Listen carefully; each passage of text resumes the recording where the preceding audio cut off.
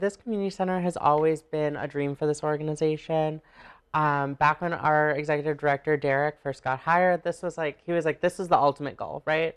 I'm going to set this up so that the next person can come in and do it. Turns out the next person is Derek, right? And so Derek realized that, in working with the community, that this was something that we needed, right? Mm-hmm. Central Illinois Friends has always been a community-based organization, and we need to fill the need that our community has. Mm-hmm. And so, when the decision got made that it's like, okay, this is a goal that we are seriously going to pursue, we gathered a steering committee of 60 diverse folks ranging from different racial backgrounds, different ethnic backgrounds, sexual orientation, gender identity, age, ability, level of income, all these different folks. We brought them together and we said, okay, when you see this building in your mind, what does it look like?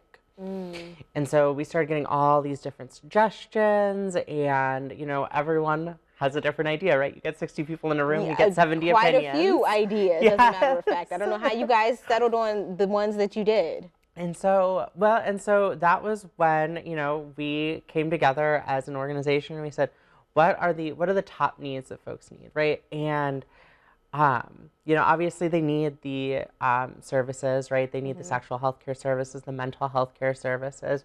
For our trans folks, they needed access to that gender affirming care, right? Those are the hard needs, right? Those are the things that people need in their lives to stay healthy, to stay happy. But then there was also, they needed a place to belong. They needed a place where they can come and, no matter who you are, right? Straight, gay, whatever, like you're coming into that building and you know that the people in there, no matter, you don't even have to say a word. And they see you for who you are, right? The most authentic person. And that was the vision that we went into creating this building with. Fantastic. I mean, you walk in and you have a friend. Yeah. Central Illinois Friends. So speaking of walking in, you guys are having an open house to show people all these ideas that came to fruition. So when they walk through the doors, what are some of the first things they're going to see? What are they going to be greeted with? Yeah, so, obviously our front desk and the smiling face of one of our greeters. But the first thing they're going to see is actually not even something that Central Illinois Friends is necessarily going to be doing in and of itself. Right as you walk in is our community partner room and one of our rentable conference rooms. So the community center will have 2 rentable conference rooms. They'll be completely free to the public. All you have to do is schedule a time slot. And in our community partner room, which will be utilized by folks like Peoria Proud, PFLAG, those community organizations that do amazing work within the community, but don't necessarily have a brick and mortar. We want to provide that for them to be able to meet with their constituency, right? This is a community center. So the first thing that people are going to see when they walk through is the community at work, doing the hard work that it takes to uplift an entire community. That is going to be the first thing that they see. And speaking of the organizations that you just mentioned, they're going to be housed or utilizing the facility. How often do you guys partner with them? You could honestly make the argument that we're seeing folks like once a week, right? There is, when you're providing healthcare for folks, right, especially the individuals that we're providing healthcare, which are some of the most marginalized and vulnerable folks in our society, right?